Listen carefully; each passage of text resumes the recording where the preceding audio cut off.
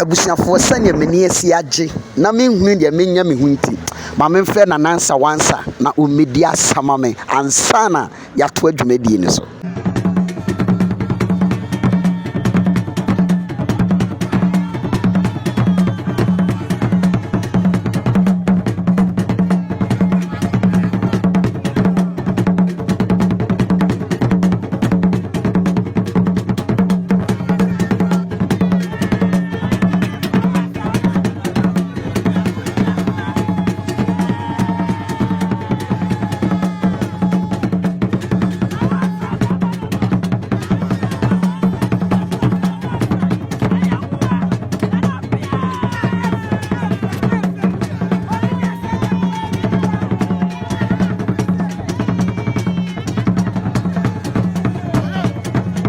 Abusafo se nana edi asa wie dia ene na asem de wo ho no na ohu emfuni no mene wo kasa yi ene asanteman yate denne asanteman yate denne asanteman yate denne na kire se mene wo kasa yi ye nana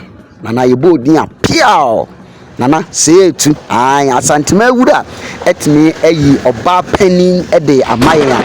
se die enije soronko a abam ewo asantemamu ene asante afa na nyina no abusuafo de yenhwe mfoni no ne wia nkyeremu no menimi nua baabi ebedi eho nkomo yenhwe sene eniema esikoye.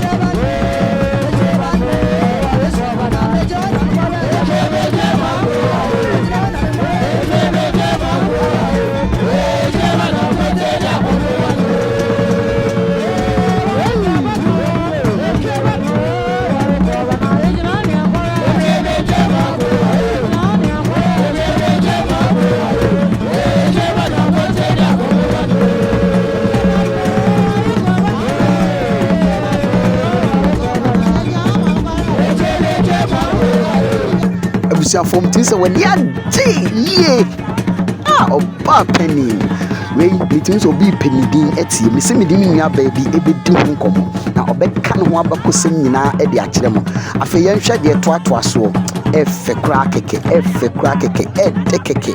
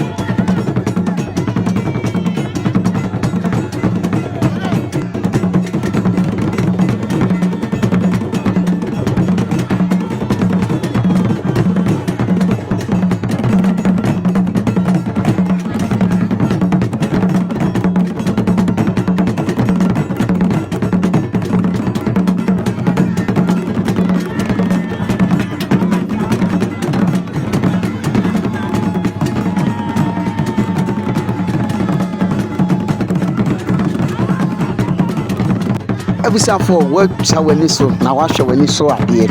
ye nana hema na ete wo no na me to me nsa afre me nua baabi na ode ye nana ho abakosem de aba na ebegye wo nsem yentie ye nana ho abakosem ni din ben na ye de amano anase edin ben na ye de befre ye nana hema nana piao nana waba tenase jojo yentie ne ho abakosem na abakwasam echa yesa sante hema nana ya echa a wodi kan ne mama mienu na fro wo sante hene abenya no san ne odehye na na ama bonsu enya enkonyadin se de emu bebre enimu odeda no na edin a odehye ensa so mu no ene Santehema Nana Ya echa enti ye ni din no eso bekata kakra ni din a eda ne so sisi ano ene Santehema Nana Ya echa a woto so mienu na Santehema Nana Ya echa a wodi kan wodi ade afia pem ahanwotwe ne aduowotwe nan 1884 edikosi afia pem ahankron eni dunson meche 1917 kanso dia wodi ade emfie aduasa miyensa 33 good years na say that makes her one of the longest reign as Santehema na abakwasem echa yesa Santehema Nana Ya echa a wodi kan ne mamema mienu na fro wo Santehene abenya no Santehene na akwakudua a wotoso mienu de to ba Santehene na afenso Santehene na prempe the first ohema ya echa a wodi kan no ye ohema kukudrufo anyansa adokro no enti anya mama se nananom enam so ma odehye ensa ekoso n'adwama ne din abeda odehye so yama wa Santehema Nana Ya echa a wotoso mienu etiri nkwa yote kwa aframa wa hata mununkumachi chedi ampon yankopon nananom eni sikadwa kofi emwa omode beta awachi ntino obeye de echen de wo nananom ebeye medas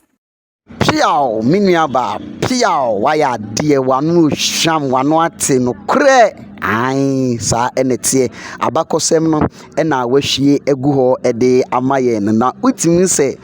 wachire ensemu eyie pa chese akono yie na efe enso eyie ntina yeda bia mekamfo eye abibrem amamre TV ede maw se bomoden na subscribe ne de beto fom bia nso yede aba ama wonso wanya bi ahwe na wanya bi etie yebekoso na yedi dwumadie ho yedi akire gidi ekopem se yebebo dwata na akese amadi pampempem no so akɔhwɛ na afi so yede live videos no so ede abrɛw yeguso a de ekobia nso yede bema mo ahwɛ na osebo ene dedeyo ene samamombo a kyese eye asanteman ai obi bɛse adehye ema ede eboye nana ehima ne de na enya adeketwa yenhwɛ eno nso so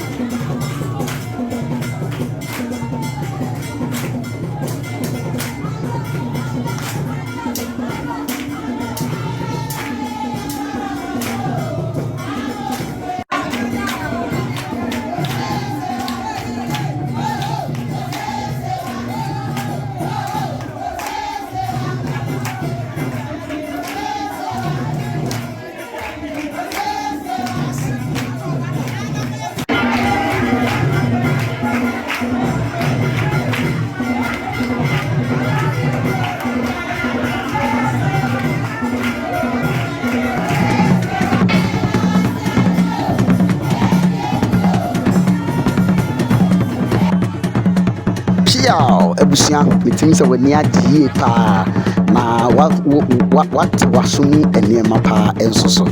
hwene fe ene ne da eye hwene nika makono ene na mamra eye tete amamre ai tete obika tete obichire opanini hwan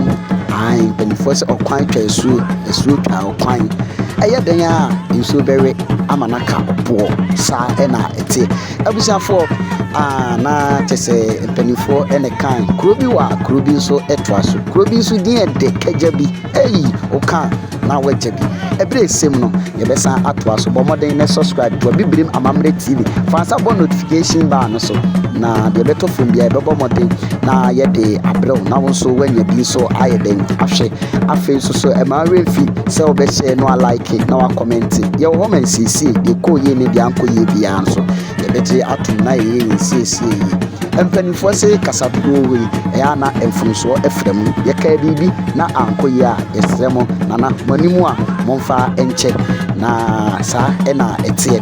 e ma refi se obe subscribe ye wo YouTube, Facebook na TikTok so ye ebusanfo ya kramo ebrese mo be sa tie nana disi me na mdi dwumadi na ebrel mechia eye me boss Mr. Patrick wo eye US sa na mechia eye Mr. DK na mechia eye Mr. Evans nso wo UAE nyame onhwe mo nyina amos ebusanfo ya kramo mo ma bye.